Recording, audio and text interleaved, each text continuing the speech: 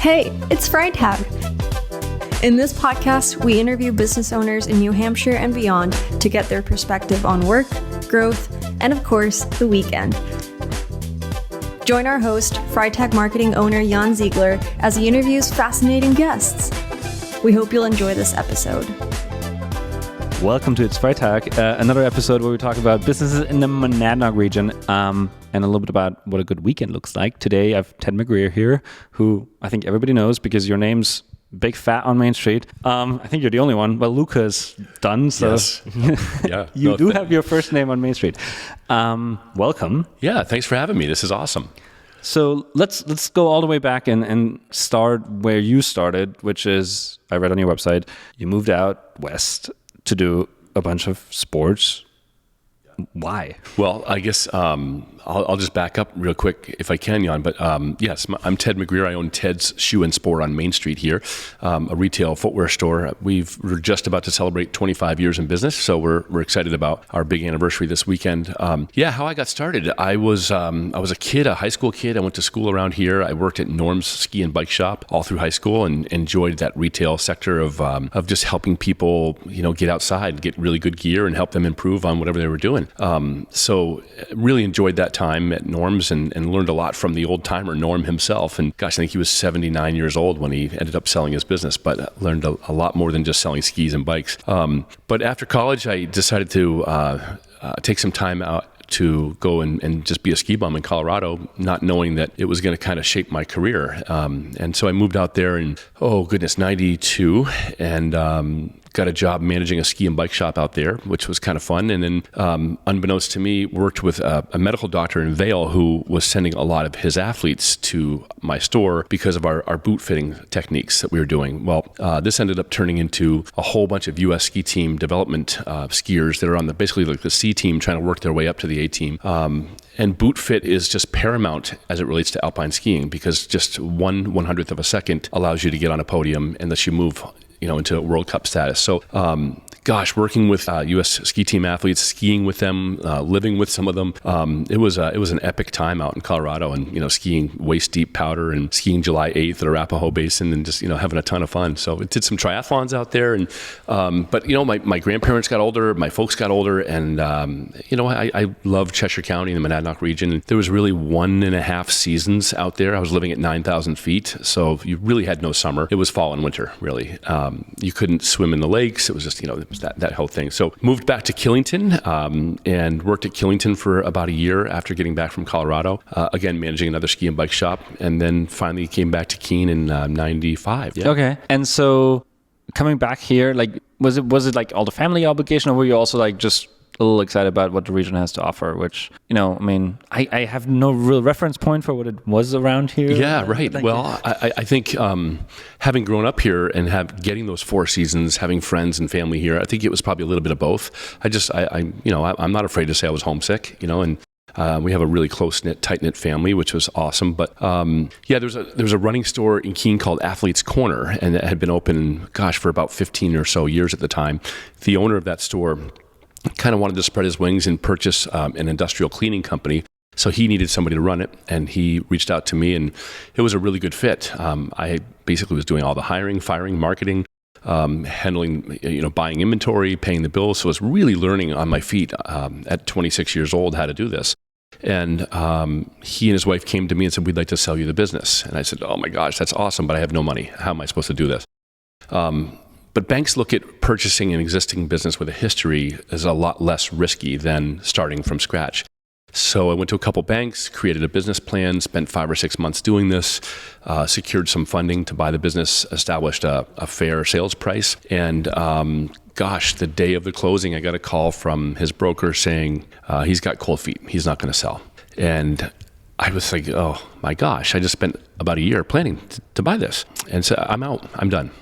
So I left that day and had to rewrite the business plan, but really had a lot of self-doubt about being able to do it on my own because this business had already been established. So how am I going to start from scratch? So that's when that second part of the journey came, and that was a real kind of slap in the face, but a turning point for me for sure. So you basically decide, well, screw this sale. I'm not going to keep working for them.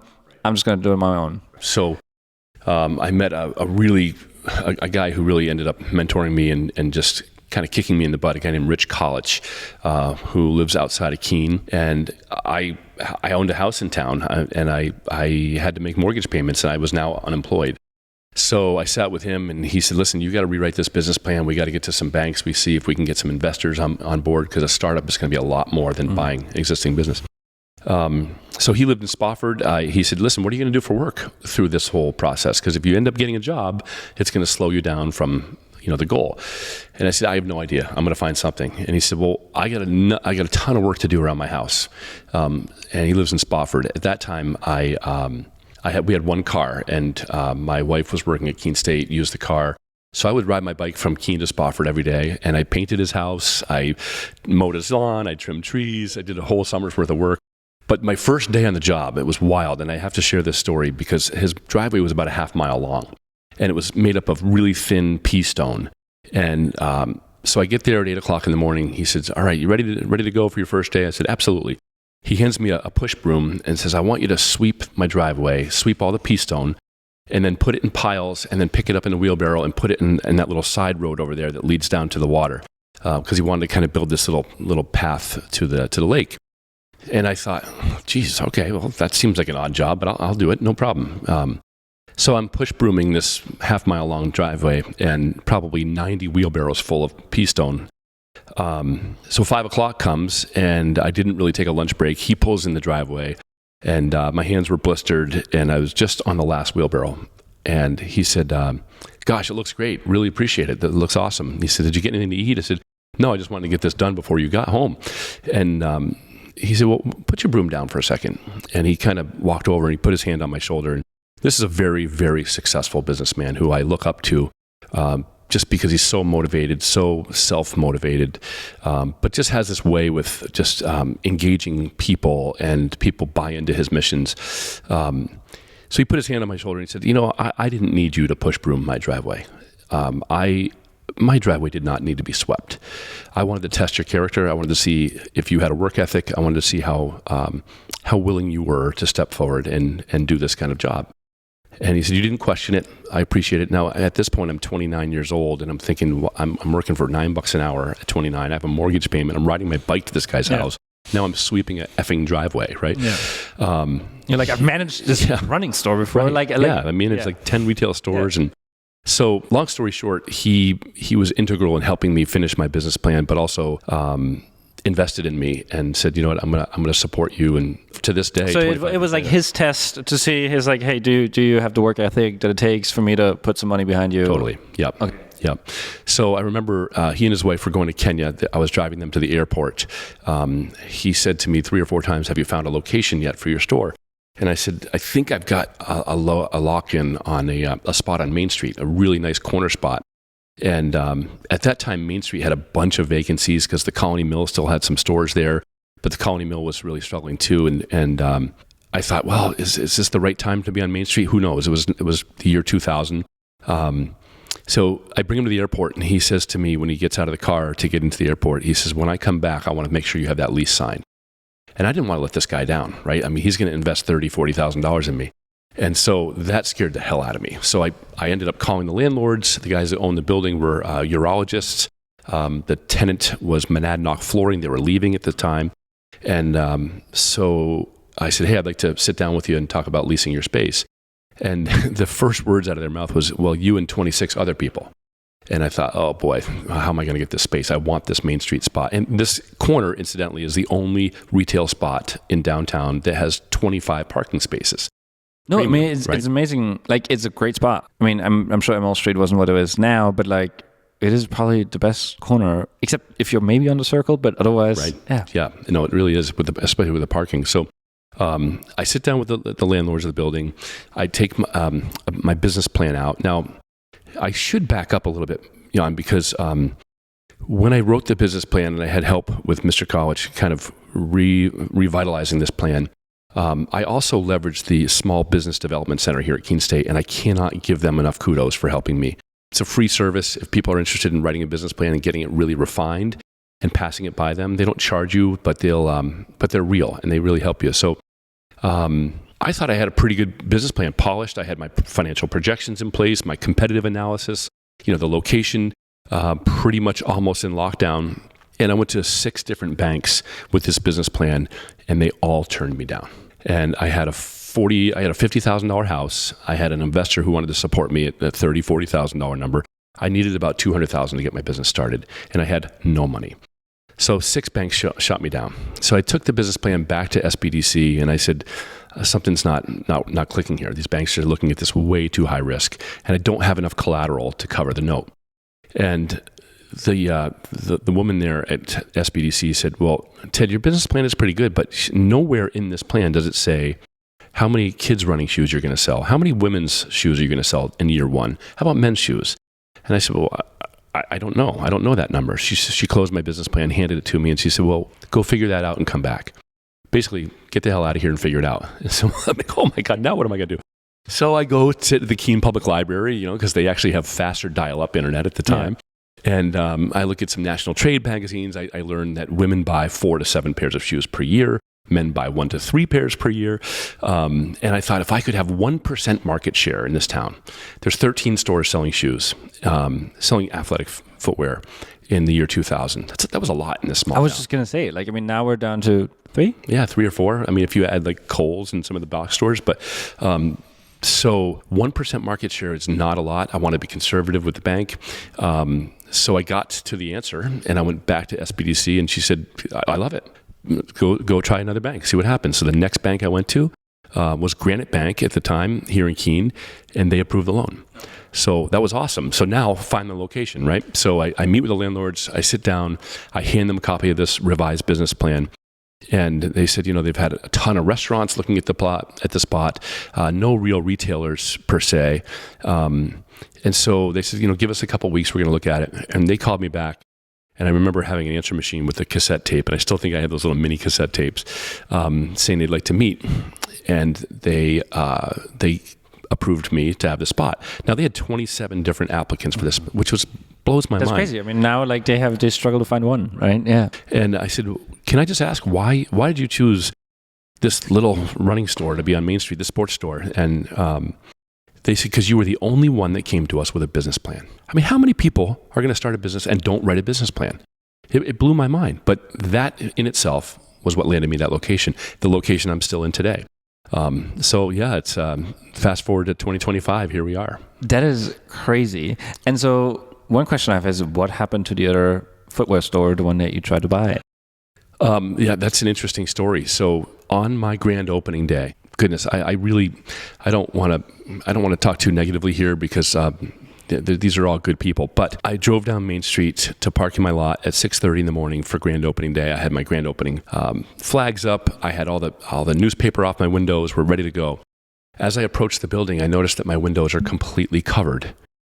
And I'm like, what's that? I took all the newspaper off them last night. I get closer, and there's probably 5,000 8.5 by 11 pieces of paper taped to my windows where you couldn't see in. Front door was covered, side windows, front windows, back door, covered with paper taped every single spot from floor to ceiling that said, this particular store was having a 50% off sale that day, community appreciation. So the old store that I worked at, the owner was pissed that I was opening. That is I did not know that the athletic footwear business is so cutthroat. Yeah. That is straight out of a New York City mafia gangster. And you know what? I didn't leave in ill will. I just said, hey, listen, if we can't make a deal here, I'm going to move on, right? So yeah, to start my opening first day to see all this paper and stuff, so I peeled it all off. I took a razor blade, spent way too much time dealing with that. And so started the day, we were really busy. It was awesome. We had a radio station there. We had those little gyroscopes in the back parking lot that, those little machines that you can kind of use your body to spin around in. And I noticed there was a guy in our back parking lot handing out these flyers to customers. Hey, don't go in this store across town. There's a 50% off sale. So we had to call the police, ask him to leave. It was kind of a big ordeal. But I will tell you, the coolest story was that, for me, 6 months in, we had quadrupled our projections for our first year. So the bank was super psyched, yeah. And ended up, utilizing some of the leverage of my investors, but I never had to use their money because This is a great story. 3 weeks into starting our store, I went to a trade show because I wanted to pick up more lines and have more quality products in our store. And at the time, we had baseball cleats, football cleats, we had swimwear, we had a snowboard shop. We were a sporting goods store at that time. Obviously, we've refined it to be much more footwear focused now. But I went to a trade show and I saw these two kids flying through this hotel lobby, and they lifted up their toes and all of a sudden they started gliding with sneakers on. And I was like, what in the hell is this? And I stopped one of the kids and he lifted up his shoe and he had a wheel in the heel. And he had these shoes on called Heelys. And I was like, that's wild. This was like 2001. So I find the Heelys rep. I write an order for 12 pairs of shoes. I bring them into the store, the next week. I get a pair for myself. I learn how to ride around on these things, and people are seeing me all over town zooming around on my shoes, mind blown, right? So 12 pairs sold in like 12 hours. I ordered another 50 pairs sold in like 50 hours. Long story short, I ended up borrowing roughly $150,000 from the bank. I had 5 years to pay off that loan, and we sold 1,500 pairs of Heelys in one summer at $100 a pair. So I paid off that commercial loan in like 6 months. On Heelys? Because of Heelys, yeah. That's incredible. Yeah. We were the only store around that had them. And because you were probably like just a bit faster than all the bigger stores, right? Because it took them a while to like act on stuff like that. Yeah. And you were like, this seems like a good idea. We could react quicker, right? And then Crocs came out. We were selling like 80 pairs of Crocs a day. And we had exclusives. We were the only store around that could do that. And nobody was selling direct to consumer at that time. So we were really protected in that way. But that was a wild ride being able to do that. So let's jump forward 25 years.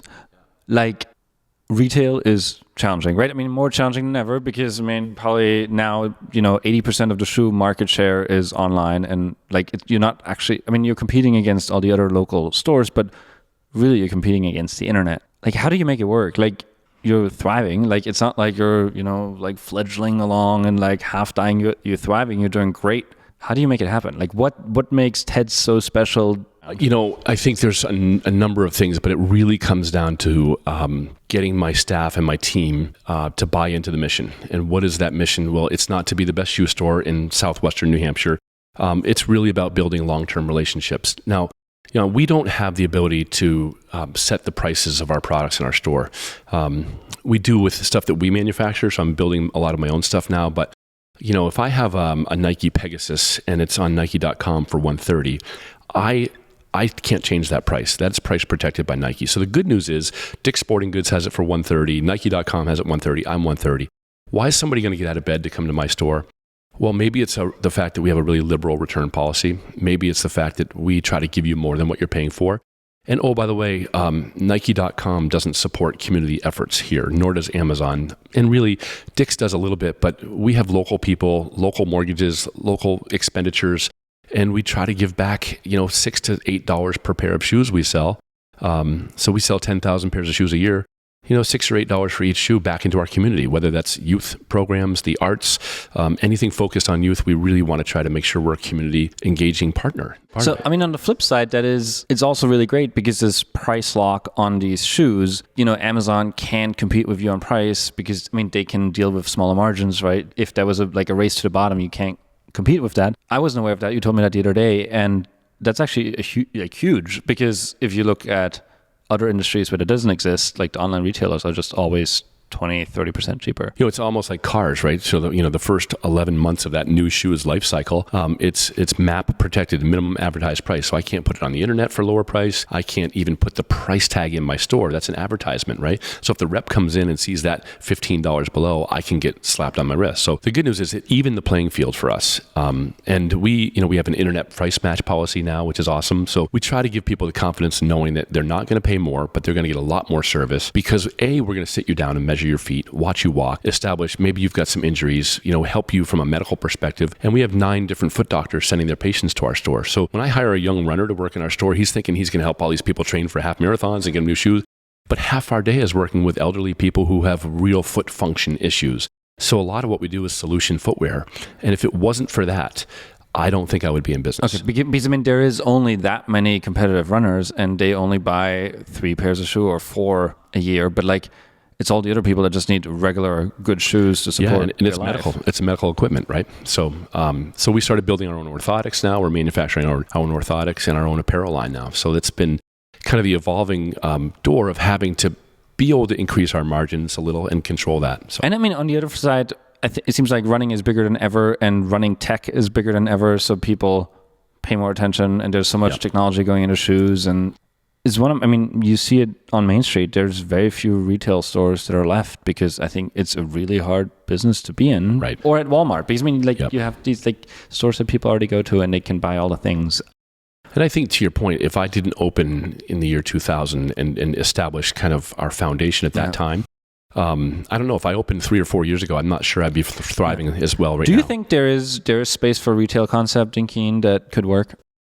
I do. Yeah, I do. But I think if that retail concept is locally owned and it's engaged in being a good corporate citizen, and one of those 4 walls needs to be opened up and be a community partner, because you just can't open a store and expect people to come and shop with you if you don't support the community you're in. And there's lots of ways to do that. So, Tim at Bees Tees is a classic example. I mean, he opened 10 or 12 years ago, and he is giving back so much back to the community, whether it's in kind or trade, but just engaging the community. And people really appreciate that stuff. Yeah. Yeah, I think so too. I think, I always tell people, I'm like, yes, it's a small community, but there's actually so much opportunity because there's so many people that are rooting for you to do well.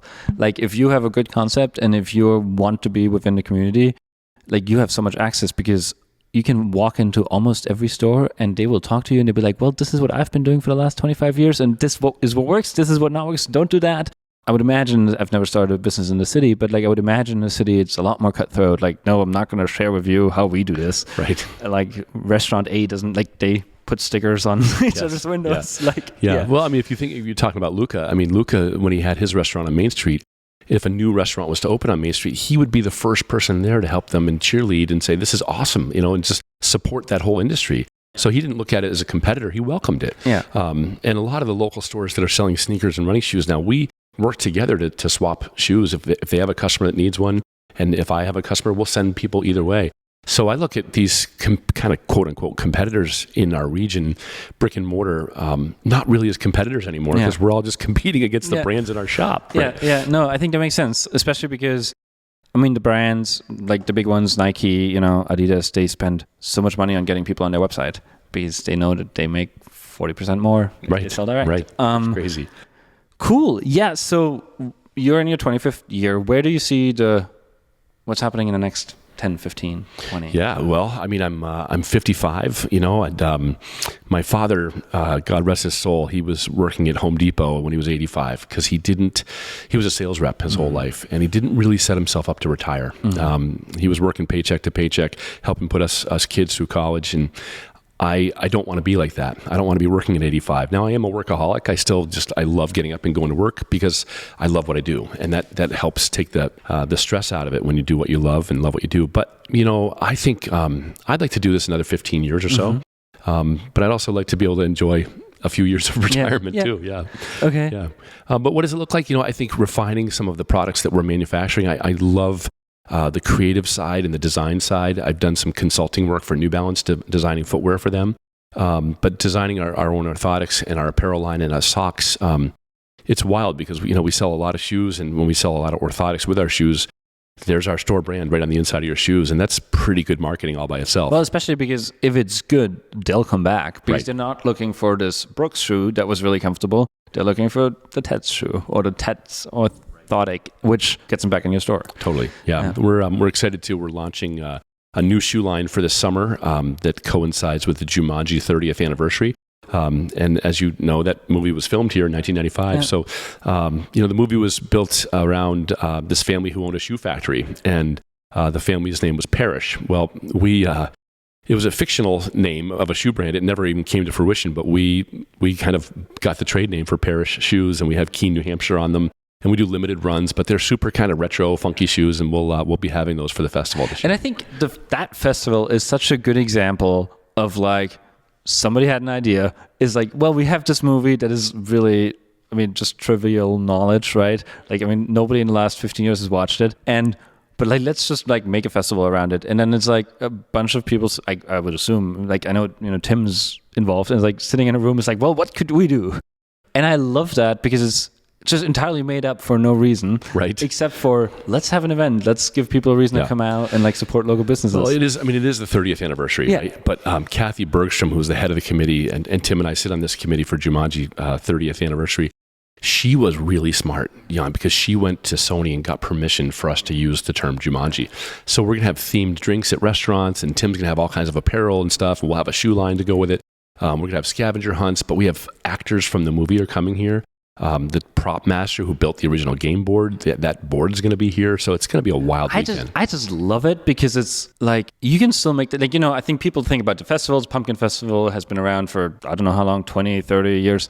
Ice Fest, like they're all established, but like there's still room to make up something completely new. And like you have all these businesses that have all these ideas, and suddenly you have shoes and apparel and drinks and food, and I'm so excited about it. I mean, we have nothing to do with it, but like I'm very excited because I think it's like when a bunch of people get together with an idea, like you can make stuff happen in Keene, which is cool.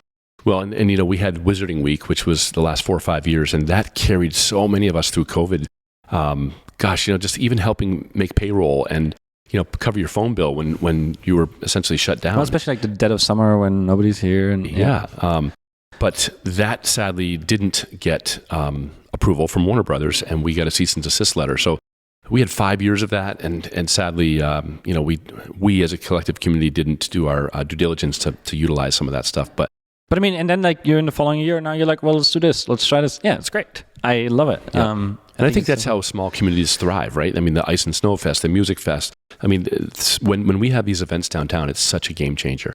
And it's not great for everybody, but I think, as a business, you got to be really ready to evolve for events like this. When Pumpkin Fest comes, I do orange sneakers with the pumpkin on the side. Yeah. I print them, and Tim actually prints them for me. Yeah. People love it, right? Yeah. I mean, Wizarding Week, we were doing like Harry Potter Converse sneakers. I mean, it was so. I mean, just leverage it, and if it works, great. If it doesn't, oh well. Yeah. I like how one can just try stuff and like see how it works. I mean, maybe Jumanji doesn't work, but that's okay because then you can try the next thing. Like, and maybe it works and it's a great success. Cool. So, sort of to wrap up, we always kind of switch gears a little bit because it is Friday after all. And what does a good weekend for you look like? I mean, obviously you have a retail store, so you're probably in the store on Saturdays. Yeah. But like, what do you do when you don't work? Yeah, I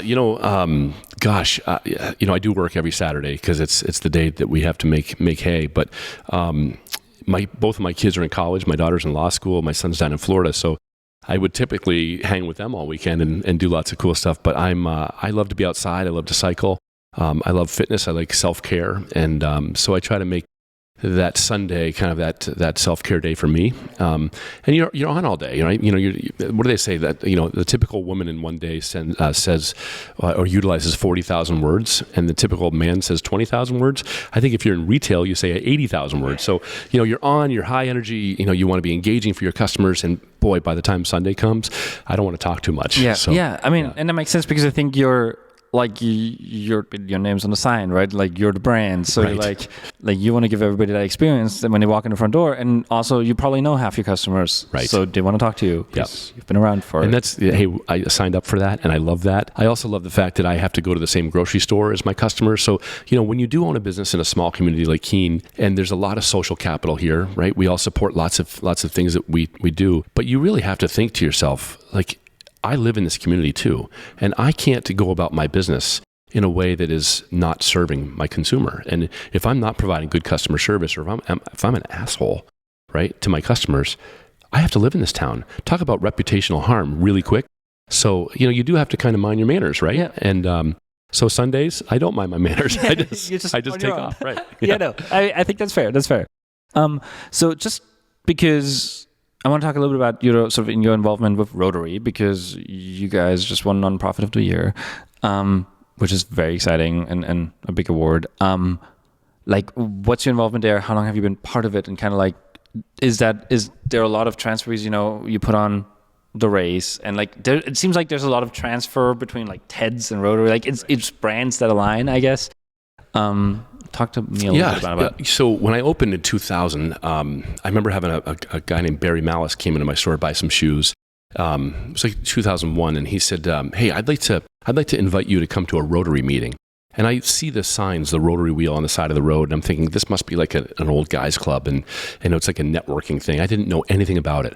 And I said, well, what does it entail? And he said, well, it's a service club and we do lots of good things for the community and stuff. And I said, well, I'm a kind-hearted person. I want to do good, right?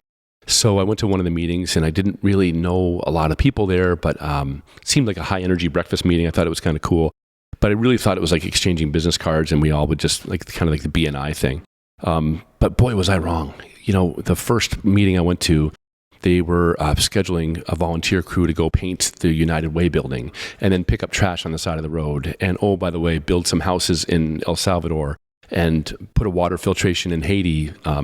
So international service, local service, vocational service, going to the schools, kind of classification, talking about your career on a career day for students. So lots and lots of service involvements. And I was like, this is unbelievable. None of this is business networking. That is a byproduct of all the service. So gosh, since 2001, I've been a Rotarian, and it's been really rewarding. We had a golf tournament that we would put on every year to raise money for the club so that we could give allocations back to lots of community events. And it started kind of getting tired. We decided to sunset it. And at that time, the Clarence DeMar Marathon was a very small marathon here in Keene, put on by about 12 people. Kind of the runner's marathon, but it was only a couple hundred people that would come. There was no big pomp and circumstance at the finish line. It was just a very quiet little marathon. It's like from runners for runners kind of thing. Yep. Yeah. And Clarence DeMar was a professor here at Keene State College. He was a typesetter for the Boston Globe. He actually would run from Keene to Boston twice a week in 1912. That's 88 miles just from Keene to Boston. Yeah, he would run. Yep, on a dirt road with no lights. It didn't matter. He'd run through Fitchburg and the cops would say, hey, who are you running from? And after a while, they were like, "Oh, good morning, Clarence." Right? But he went to win 7 Boston marathons and an Olympian, and so really kind of a cool story for Keene.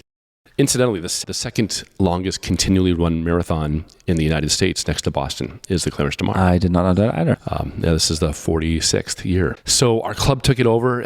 I've put on 20 races a year, 5Ks, 4-milers. I help people put on races. So it was a really good fit for me to be involved with the race committee and putting that on. Then we added a half marathon. But one of the things that our club was doing at that time was we were raising money from the race, and then we would give a local nonprofit $20,000 or $30,000 to support their mission.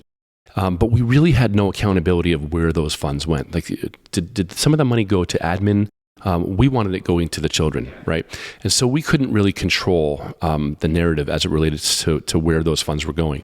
So we wanted to provide funds that had measurable outcomes that fit within the community. And oh, by the way, we're putting on this marathon. We have this kids component now where we have 25, 30 schools. These children come and they run the last 1.2 miles of the race, which is unbelievable. So I brought this idea to the club that I could get us sneakers from New Balance for about $12 a pair. And we could provide sneakers for second graders in Cheshire County at 33 schools at no charge, because the money that we'll raise at the race will cover the cost of the shoes. You can get them wholesale. Yeah, and then we can see measurable outcomes because we're getting kids moving. And that's our goal, is to help slow down this childhood obesity, getting kids outside. And so we've been doing that now for 10 years, our sneaker project, and it's really grown into an awesome community event that I try not to have my store name involved with it because it's really more of a Rotary thing, but I think we have 90 or so volunteers that go to all these schools, and it's just the kids. But I mean, you don't have to mention your name, because if it's running and it's in Keene, it's good for you, right? Because it's like a synonym for pets, and so you don't have to plaster your logo all over the place for people to notice that. Yeah. I think but at the same time, it wasn't intentional. I wanted it to kind of be anonymous, and so I'm proud of being involved with it, but there's a lot of people that put this thing together. Denise Thomas calls all the schools and deals with the school nurses. And it was interesting. Year 1, we gave an opt-out form. So kids' parents, if the kid had enough money, if his parents had enough money to buy them sneakers, they didn't have to, they could opt out. So we go to the first school to deliver the shoes, and all 12 kids that parents opted out are sitting in the bleachers, and all these other 80 kids are getting new sneakers. And it just was a bad look. And those parents had the money to buy their kids shoes, but they didn't have shoes that day, right? And the kids didn't feel that. And so we were like, nope, no more opt-outs. Every single kid's getting a pair of shoes. Yeah. Well, it was funny because my stepson got a pair of shoes last year, second grade. And I was like, what? No, because I didn't know anything about it. I was like, what? You go to school one day and you come home with sneakers. I don't understand this. And I'm like, oh, they're nice sneakers. How does this work? Because I was brand new. I had no clue. Oh, no way. Then I was like, that is cool. Like, that is a cool idea. Like, if you can, at that scale, you can just say blanket, like, second graders get a pair of shoes, and then they have one good pair of shoes. It's amazing. Yeah, like, so we tell all the kids when we bring the shoes to the school, these are going to be too big. So we size them up one full size from their current size, just because the kids at that grade, their feet grow half size in 3 months, right? So we see them in third grade still wearing them, which is awesome. But we have about 1,000 kids that when they get their shoes, they get this kind of coloring chart. And if they run 25 miles over the course of the summer, not at one time, but they do a mile here, they color it in. Once they get to 25 and they submit it when they go back to school, they qualify to run the last 1.2 of the kids' DeMar.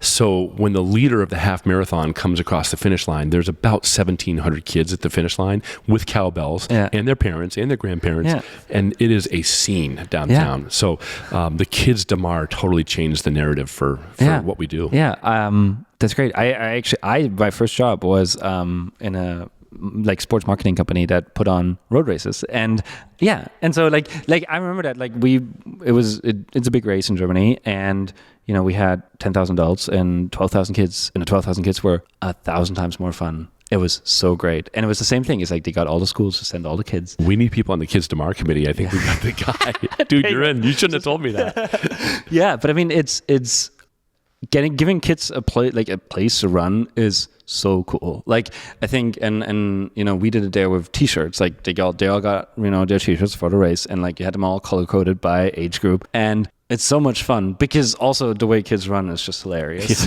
Yes. So like it's just a good time. Yeah. And they just have no idea of being a marathon, not a sprint, and so they think this 1 mile run is just all out. Yeah, but after about 300 feet, they realize rigor mortis kicks in. It's fun. Cool. Well, thank you, Ted. I really appreciate your time. This is awesome. Thanks for having me. Yeah, I love it. And 25th anniversary this weekend. We're having a big event at the store this weekend. So we're excited about that. And I think to answer your question about what the next 10 years holds, I think, continuing to innovate and you're in the business of marketing. For me, we're in this community of a pretty small town, 23,000 people. I'm still all about omni-channel marketing myself. And some people are like, man, Ted, you're not reaching the younger demographic, and it's really hard to reach them. They've got Spotify Premium. They don't have any ads on Spotify, and they don't listen to the radio. But I'm still on the radio. I still buy newspaper ads. I still try to drive SEO business, and a really robust website that's pretty. It's building still. But I mean, you live of all the demographics, right? Because I mean, you have like the people that need medical shoes. They listen to the radio. Like, I mean, it's just so if that is a large part of your business, like the radio works and print works for that, and you can reach the younger people. But also, I mean, in all fairness, they don't spend that much money on running shoes. No, that's true. No, but we have a 200-year-old or 225-year-old newspaper in this town.